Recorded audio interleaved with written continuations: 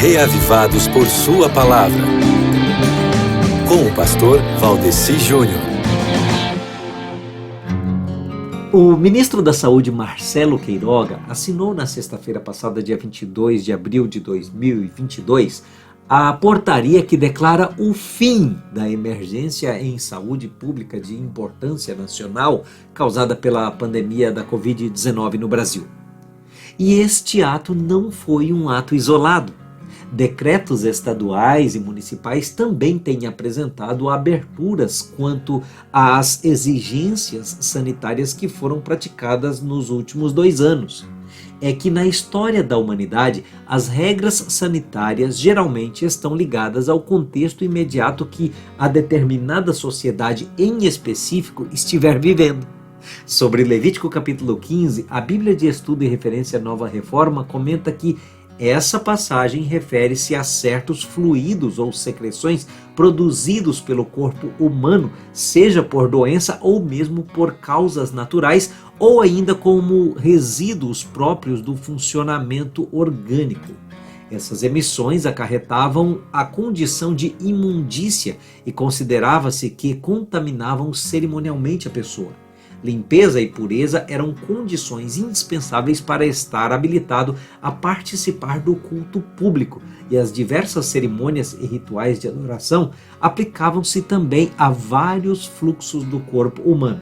Toda secreção corporal, sangue, urina, sêmen, fluxo menstrual e etc., era considerada imunda e contaminava quem a produzia ou tocava nela. Essas impurezas podiam ser purificadas mediante certas cerimônias, como indicadas ao longo do capítulo. Nos ensinos dados por Deus a Israel, meu querido amigo ouvinte, foi dispensada cuidadosa atenção à conservação da saúde. O povo que tinha saído da escravidão com hábitos desasseados e nocivos que o sistema de escravidão facilita, eles foram sujeitos ao mais rigoroso preparo no deserto antes de entrar em Canaã, certo? Foram ensinados para eles princípios de saúde e importantes leis sanitárias, como prevenção de contágio à doença, não somente no culto, mas em todos os assuntos da vida diária. Era observada a distinção entre o que eles entendiam como limpo e como imundo. Entendeu?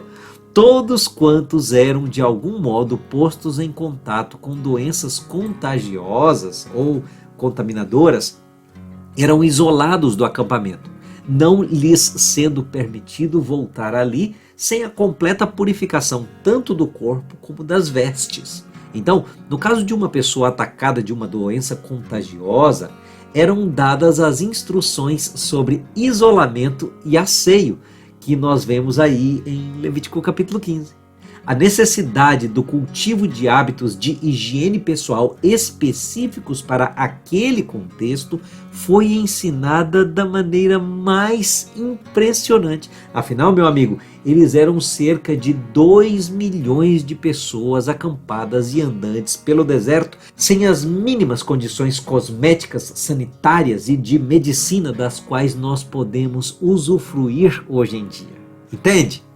Mas, em um contexto diferente, Jesus rompeu com a exigência levítica e tocou a mulher com fluxo de sangue, conforme nós podemos ver em Lucas capítulo 8, versos 43 e 44. Ou seja, hoje em dia, meu querido irmão, as sugestões quanto ao que os cristãos devem ou não devem fazer em suas atividades coletivas devem estar relacionadas ao contexto. Entende?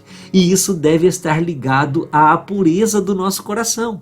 Ou seja, no nível pessoal, nós devemos ser asseados. No nível coletivo, nós devemos ser respeitosos. Mas, acima disso, no nível espiritual, nós devemos estar limpos diante de Deus. Limpos de caráter. Meu querido, quando você aceita a Jesus como o seu Salvador, você está permitindo que, pelo sangue derramado na cruz, Ele lave os seus pecados.